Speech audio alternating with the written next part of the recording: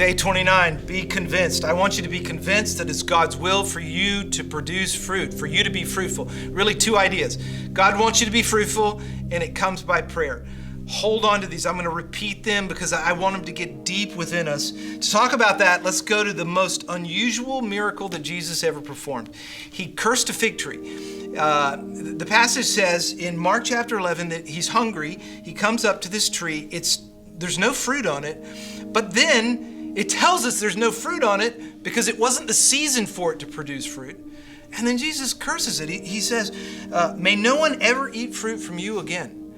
And you read that and you're like, well, that can't be right. I mean, you can't expect a tree to bear fruit when it's not even the season for it to bear fruit. But the incident is followed by Jesus going into the temple. And he's really troubled by the lack of fruit in the temple. And he cleanses the temple. He cleans house.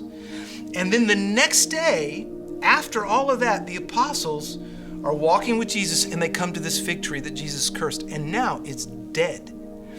And Jesus then begins to teach them about prayer and faith and fruitfulness. And the point of the entire narrative is God desires for you to be fruitful. He desires for his people to be fruitful. He cleanses the temple because the fruit is not there that should be there. And in the temple setting, he makes this statement. He says, you've turned my house into a den of robbers, but it's supposed to be a house of prayer for all nations. So see the links. See the links between asking, faith, prayer, fruitfulness. Be convinced that it's God's will for you to bear fruit and that you experience that in and through prayer.